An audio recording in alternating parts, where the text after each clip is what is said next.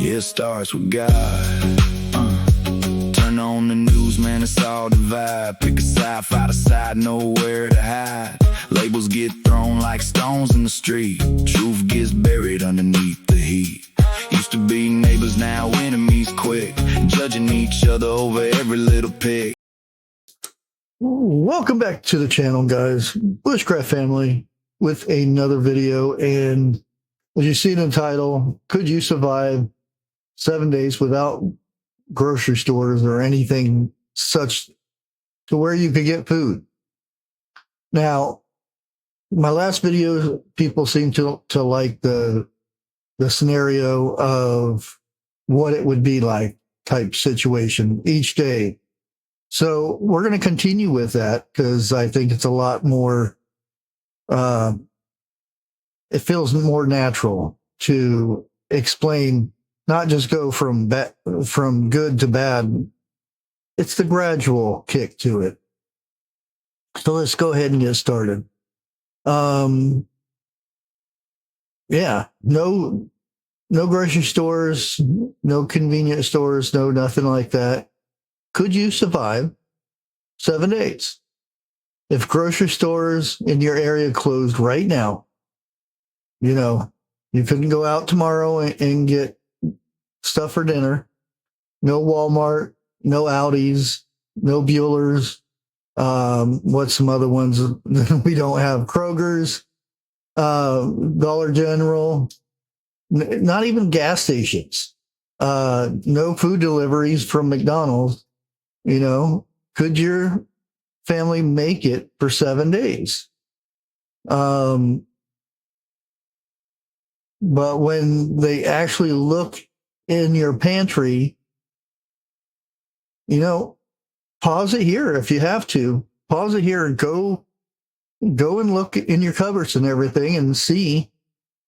Look in your freezer, all that kind of stuff. Do you have enough food to last for that 7 days? Most of the time, the majority of people, it's no. Because they're so used to not having a bunch of stuff cluttering up their house. They can just go get what they want.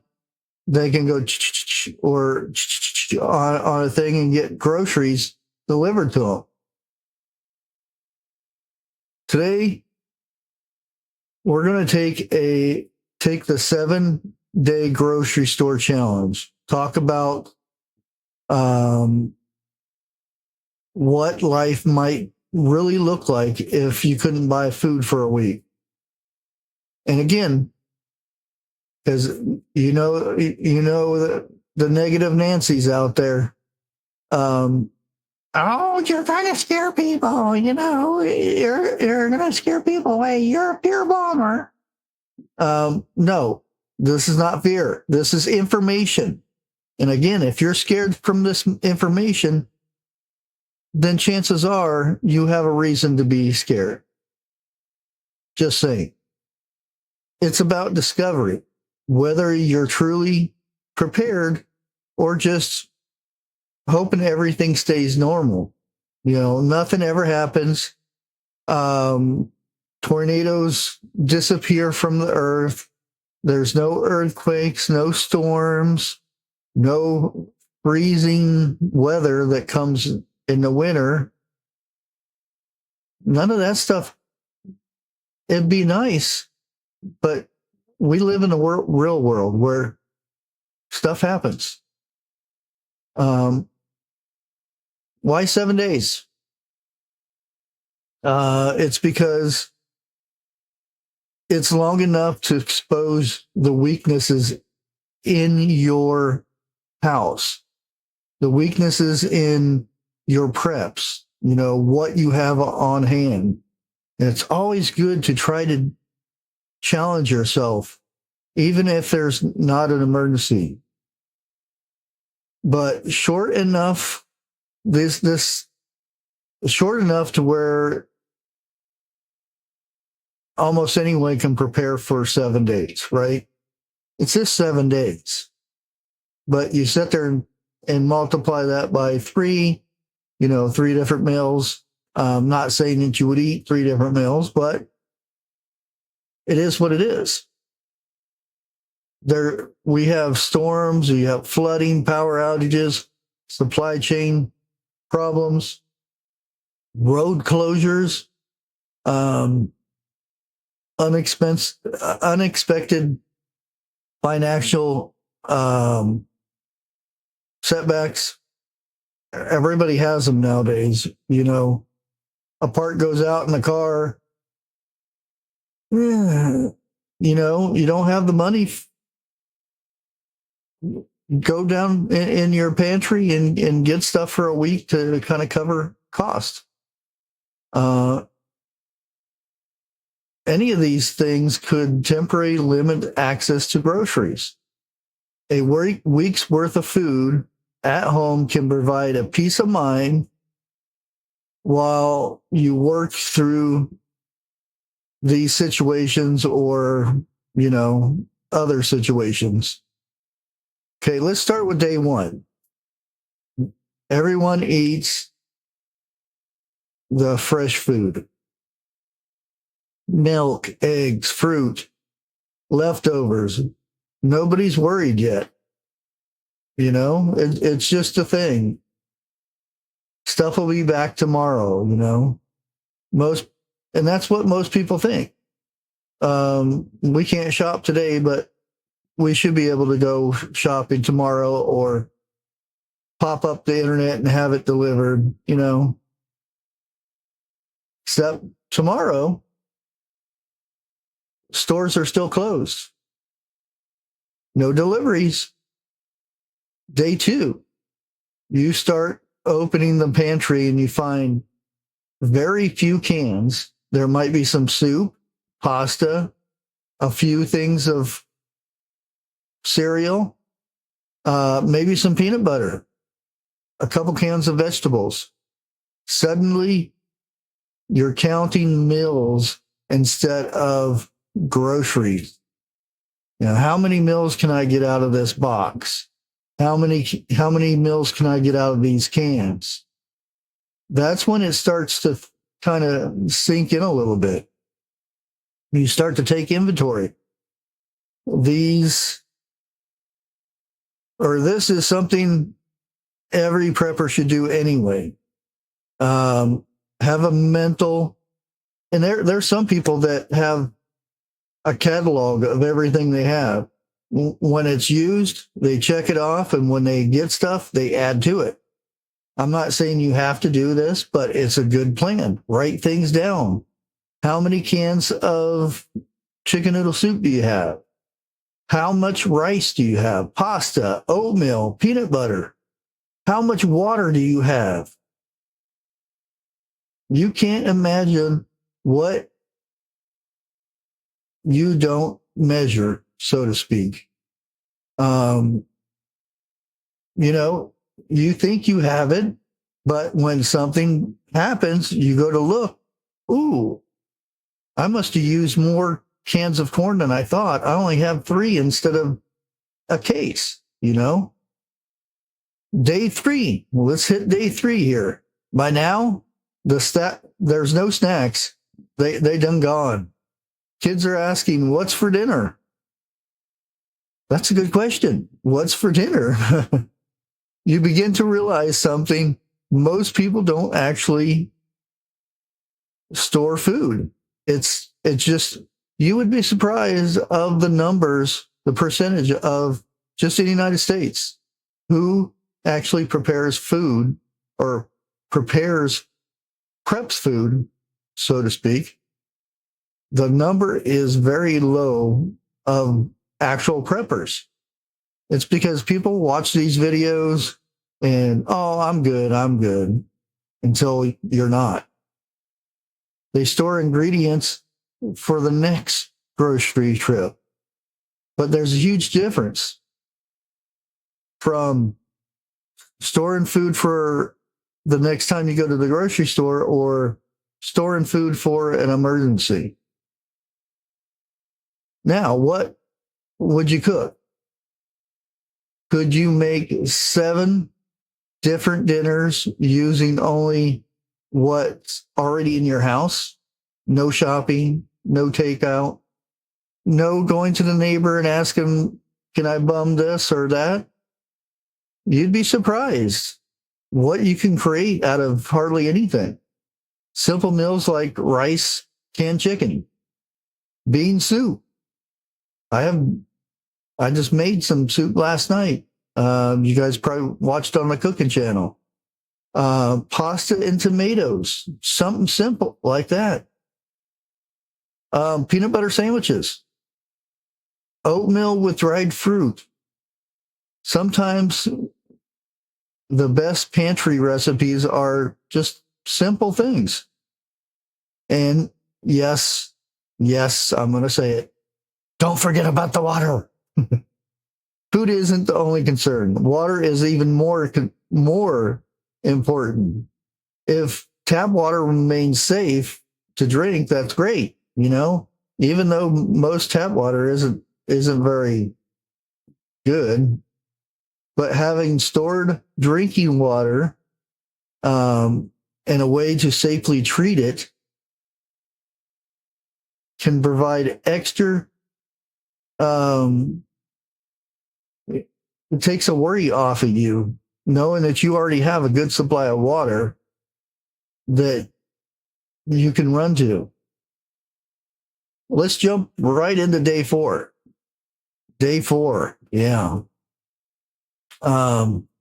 This is where morale becomes very important.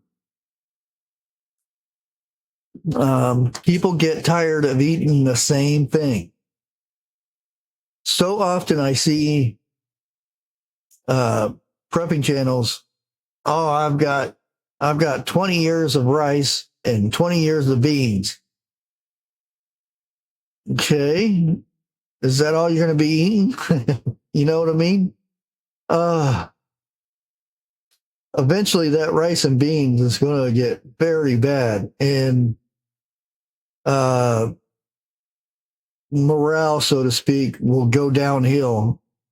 Especially kids. Kids will start complaining. Adults start missing that fresh food. This is where variety matters big time. Seasonings, spices, coffee, tea, hot chocolate, comfort foods.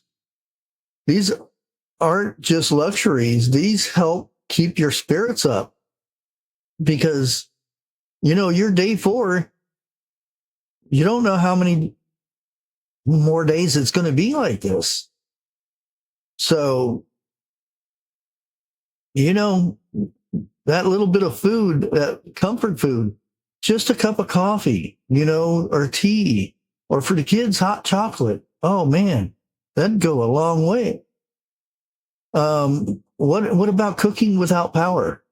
Here's another great one here. How many different ways do you have to cook without power? If you have a gas stove, how long will that gas stove work? Because they have to pump the gas to your house, so to speak. Or if you're on propane, eventually that may run out. So have multiple ways to cook. Do you own a butane or a propane little stove? A Coleman stove, charcoal grill, rocket stove, camp stove, wood stove. Do you have any of those? Having at least one, it makes things, you can boil water to drink it for one. And being able to prepare food is so much better than, and people don't realize, I can make a fire outside and stuff. I lived in where I had to make a fire every day. Every day. Doesn't mean if it was hot, cold, whatever. I had to boil water. I had to cook food. So that meant I had to go out and get wood. If you don't have tools to chop down a bunch of big dead trees, Um, it's very time consuming. I spent probably 3 to 4 hours a day just gathering wood. And then the longer I was in that area, the further I had to go out to get wood. And people don't realize that. Oh, I just go get wood. I'll pull branches down off of trees and this and that. It's not as easy as it sounds. Let's go ahead and jump to day 5. Day 5. We're almost there. Now you're starting to think differently about how you've been getting by. Instead of asking, what do I want to eat? You're asking, what should I save for later? That's the mindset of a prepper or being prepared. However you want to label it. Planning today so tomorrow is easier. What most people forget when building a food storage, people usually forget simple things like a manual can opener. Hardly anybody uses them anymore. Some people don't even own one. Oh, I have my electric can opener. I can open any can. I have the fancy one where I place it and it does it all by itself. But back in the day, we had to open cans with a can opener. And some can openers you had to do this thing with. Cooking oil, just something to fry something in. Salt, sugar, flour, yeast, spices, paper plates, dish soap, trash bags. You don't have to just store food. There's so many other things that you can just put back for those emergencies, the little things. Let's jump to day 6. By now, you're learning valuable lessons. Maybe you need more canned meat. Maybe you don't have enough protein. Maybe your family doesn't actually like freeze-dried meals. For those, that stock up on all those freeze-dried things that are very expensive in the stores, sometimes they're not so good. Maybe you need more water. It's much better to discover these things during practice or challenges than real emergencies. Okay, here we go. Day 7. Congratulations. You made it. But here's the real question. Could you do it again? Could you really do it again? I'm not saying would you want to, but could you? Could you go 14 days? Could you go 30?